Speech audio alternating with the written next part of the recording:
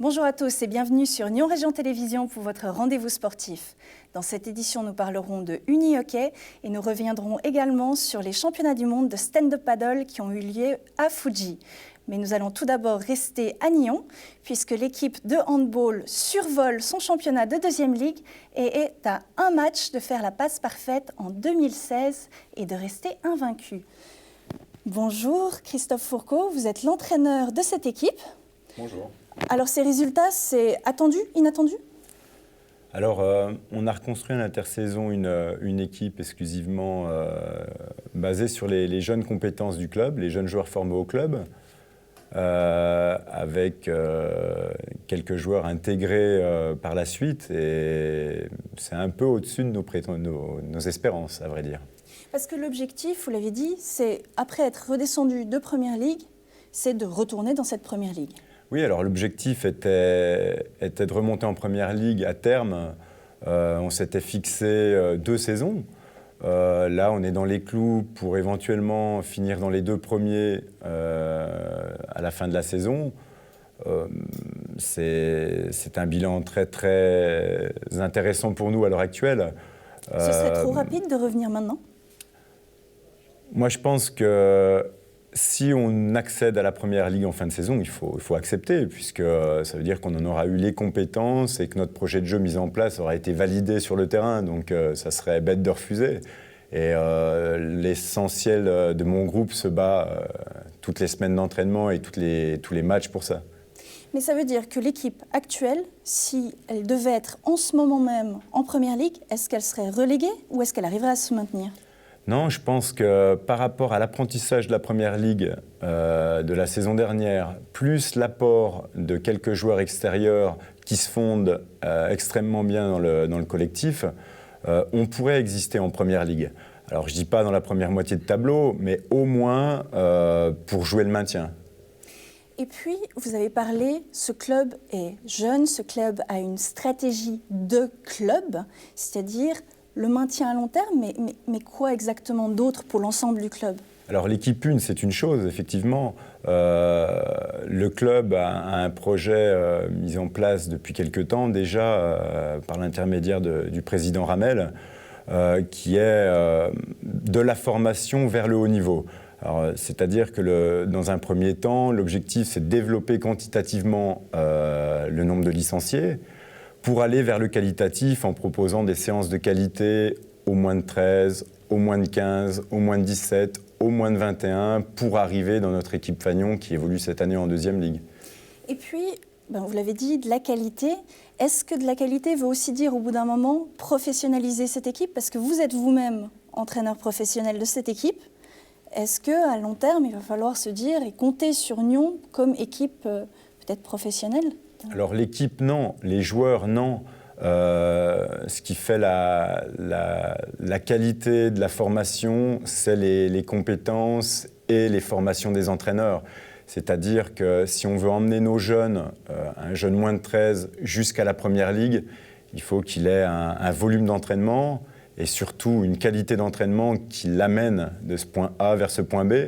Et c'est ce pourquoi le comité du club m'a recruté. Et puis maintenant, pour revenir sur votre saison, donc vous pourriez monter. Vous avez un match ce dimanche à 16h au Rocher face à Crissier. Est-ce que votre équipe est imbattable ? Oula, non, mon équipe est loin d'être imbattable. On bataille toutes les semaines, que ce soit au Rocher ou en salle de muscule à Colovray, pour justement tendre vers la performance. Tant qu'on gagne, ça va. Un jour, peut-être, on perdra. Mon équipe vit bien ensemble, a accepté le projet de jeu qu'on a mis en place avec le staff. Donc avec, c'est ça sa force, à votre équipe ? Oui, la force de mon équipe, c'est que c'est une équipe qui est générationnellement très très proche, qui a bien intégré le projet de jeu. Le projet de jeu, de toute façon, a été défini par rapport aux qualités individuelles et aux qualités intrinsèques de chaque joueur. Ce n'est pas eux qui se sont adaptés au projet de jeu, c'est le staff et moi-même qui avons donné un projet de jeu à cette équipe-là par rapport aux qualités de l'équipe. Et puis, l'année dernière en Première Ligue nous a fait beaucoup de bien pour pouvoir être performant cette année en Deuxième Ligue. Du coup, elle n'est pas imbattable, votre équipe, qu'est-ce qu'elle doit encore apprendre? Alors, mon équipe, elle n'est pas imbattable. Elle a beaucoup de qualités. Par contre, elle a certainement quelques défauts. Alors, j'espère qu'ils seront mis en exergue le plus tard possible. Mais à l'heure actuelle, il faut pas trop tirer de plan sur la comète. Il faut continuer à travailler aux entraînements, continuer à s'investir à 100% sur la compétition.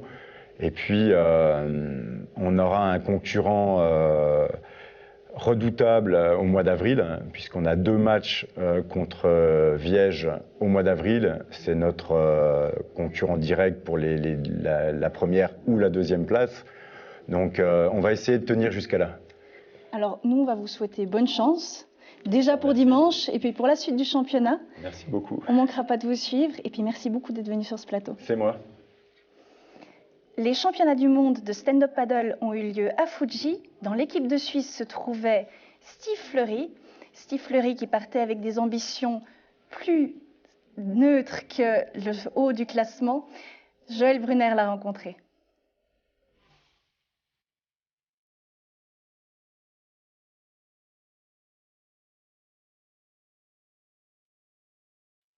Salut, je m'appelle Steve Fleury, je viens de Gilly, j'ai été 4 fois champion suisse et je fais du paddle depuis 2007.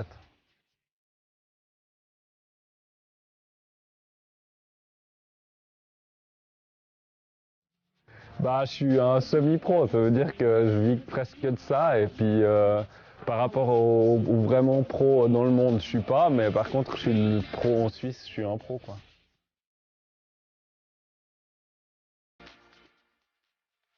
Au fait, le paddle, c'est une planche, une rame, une personne debout dessus et on avance sur l'eau avec la propulsion à la rame. Dans le paddle, il y a plusieurs catégories et on peut partir. Il y a la catégorie qui est le plus utilisée en Suisse, c'est la race, quoi, pour l'eau plate et les courses.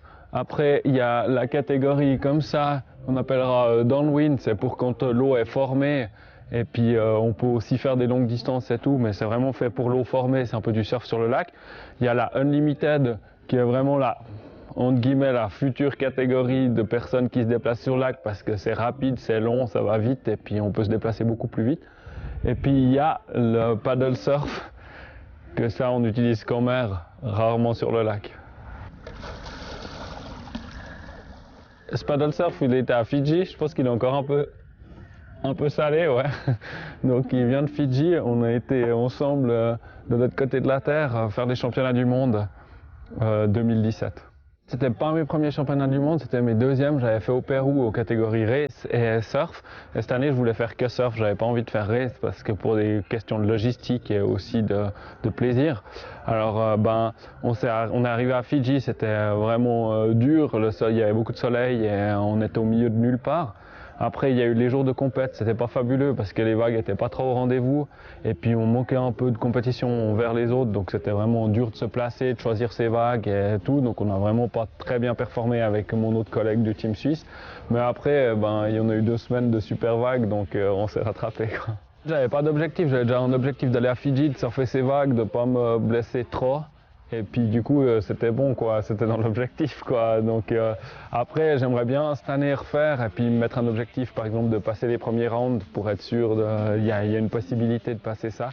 Mais c'est clair que contre des personnes qui viennent de pays côtiers avec de la mer, des vagues, c'est quasi impossible de se battre. Et puis la plupart ils habitent à Hawaï ou dans des pays ou dans des régions comme ça.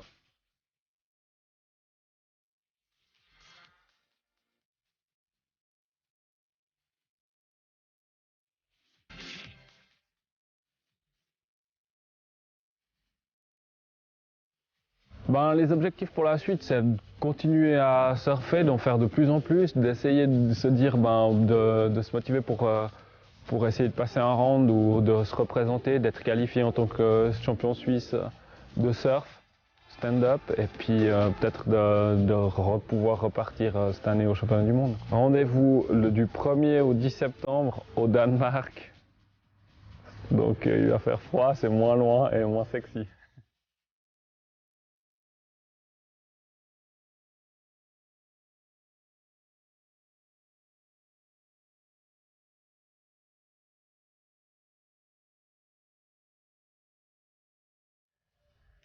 La médaille de bronze, c'est ce qu'a remporté l'équipe de Suisse masculine de uni-hockey au championnat du monde à Riga, en Lettonie. Dans la Romandie et plus proche de nous, à Benien, ce n'est pas tout à fait la même ligue qu'on a, c'est de la 4e ligue. Bonjour, Mike Evechette, vous êtes le président et joueur de l'équipe de 4e ligue de Benien. Exactement, bonjour. Alors, on se demande quand est-ce qu'il y aura un joueur de la région qui va pouvoir participer à ces campagnes de l'équipe de Suisse. On espère le plus tôt possible. Peut-être même un joueur de Benien, qui sait. Mais ce serait réaliste? À moyen terme, je pense que d'avoir en tout cas des joueurs romans présents dans l'équipe nationale, féminine ou masculine, ce serait quand même quelque chose d'envisageable. Oui. C'est-à-dire qu'il y a quelque chose qui est mis en place, il y a donc on le comprend, il y a un grand écart entre le niveau alémanique et le niveau roman, mais ce grand écart, est-ce qu'il est rattrapable à l'heure actuelle? Alors voilà, de nouveau, c'est à moyen terme, je pense, parce qu'à l'heure actuelle, il y a vraiment une grosse différence entre le niveau alémanique, suisse alémanique et suisse roman. Mais principalement, les fédérations cantonales, dont vous uni-hockey, essayent de mettre en place justement des équipes, des sélections juniors. Vous parlez d'une sélection lémanique. Exactement, et qui sont donc même groupées entre le canton de Vaud, le canton de Genève et les Valaisans, pour essayer de créer une sélection de moins de 15 ans. Et ça, vos juniors, parce que vous avez un mouvement junior, vos juniors en font partie? Alors nos juniors, oui, se sont présentés à la sélection, quand il y a eu les dates de sélection, et on a eu, sauf erreur, 4 joueurs qui y ont été. Malheureusement, aucun n'a été retenu, donc dans cette sélection actuelle, il n'y a pas de joueurs de Benien, mais peut-être pour la suite. Pour la suite, voilà. Alors, en championnat, vous avez une équipe active qui est en championnat 4e ligue. Vous êtes actuellement avant-dernier du championnat. Ce n'est pas tout à fait l'objectif que vous aviez. C'était quoi l'objectif en début de saison? Alors, pour être tout à fait franc, donc en début de saison, on visait quand même la promotion, en tout cas le haut du classement. Malheureusement, avec les résultats obtenus là, pour cette première partie de championnat, on a revu un peu nos objectifs à la baisse, mais après, c'est toujours le plaisir de jouer. Qu'est-ce qui n'a pas fonctionné? Parce que quand on a un objectif comme ça, on essaie de mettre des stratégies en place. Quelles stratégies n'ont pas fonctionné? Alors, c'est difficile à définir. On a eu un changement d'entraîneur, mais je ne pense pas que c'est l'unique raison. On a gardé quasiment le même contingent de joueurs, donc c'est des joueurs que maintenant certains ont une certaine expérience et tout ça, mais ouais, des matchs difficiles, avec peut-être des équipes qui ont, eux, réussi à placer un jeu qui nous a posé des problèmes, ou à mettre en place, à nous bloquer. Et du coup, on se retrouve à l'heure actuelle. Actuellement, vous m'avez dit, on va plus viser le bon milieu de classement pour la suite du championnat. Du coup, ça va être quoi qui va souder votre équipe? Vous allez vous baser plus sur du sport plaisir ou ça va être quoi?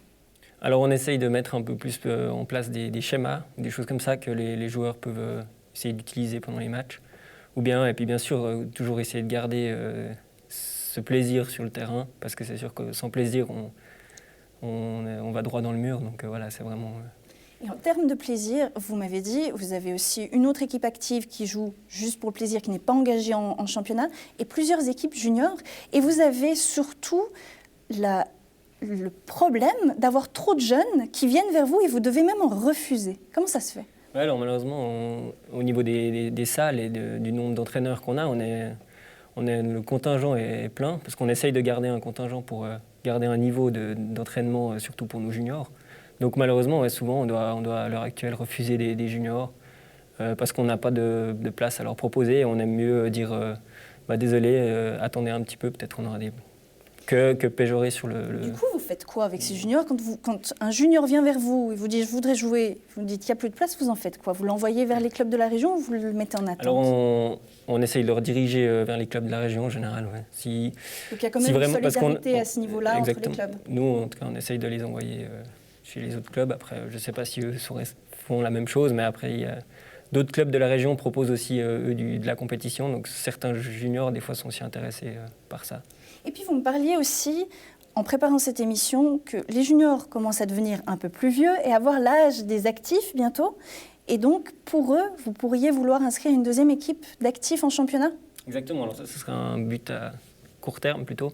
On aimerait inscrire justement une deuxième équipe de championnat en 5e ligue qui permettrait d'avoir un contingent supplémentaire de joueurs licenciés et de justement proposer à nos juniors de pouvoir intégrer. Alors pour parler pour la saison, déjà la saison prochaine, donc si ce n'est pas la saison prochaine, en espérant dans 2 ans maximum. Donc l'objectif du club, c'est quoi? C'est de former, de garder les joueurs ou est-ce que c'est viable comme ça? Oui, nous, c'est de toute façon, voilà, quand on met de l'énergie et du temps dans ces juniors, c'est de les garder et qu'ils puissent garder ce plaisir et de pouvoir continuer à faire le sport qu'ils ont choisi, qu'ils aiment. Et voilà, ça, c'est notre but principal à l'heure actuelle. Et puis avant ça, vous avez encore le 18, des matchs à jouer, une journée de championnat à jouer. Exactement, oui. Donc on se déplace ce dimanche en espérant cette fois ramener au moins 2 points, quoi. Au moins 2 points, ça serait ça l'objectif. Et vous seriez content. Gagner un match sur 2. Alors nous, on va vous souhaiter bonne chance. On va vous remercier d'être venu sur ce plateau. Merci à vous. Et on continuera de vous suivre par la suite. Au revoir. Oscar Londonneau reste l'entraîneur du Stade Nyonnais. L'ancien joueur du Servette FC avait repris le poste avec Stéphane Guay. Celui-ci avait été laissé vacant suite au licenciement du coach Vittorio Bevilacqua en novembre dernier. Le duo d'entraîneurs a su maintenir les Jaunets Noirs au 4e rang de Promotion League avec 2 victoires et 1 défaite. L'équipe reprendra les entraînements après une courte pause avant de s'attaquer au second tour du championnat le 4 mars prochain sur le terrain des United de Zurich. Et le sport, c'est fini pour aujourd'hui. Je vous remercie d'avoir suivi cette émission. Vous pouvez bien sûr nous suivre sur nos réseaux sociaux et également sur notre site internet www.nrtv.ch. Moi, je vous retrouve la semaine prochaine pour plus de sport. Bye bye.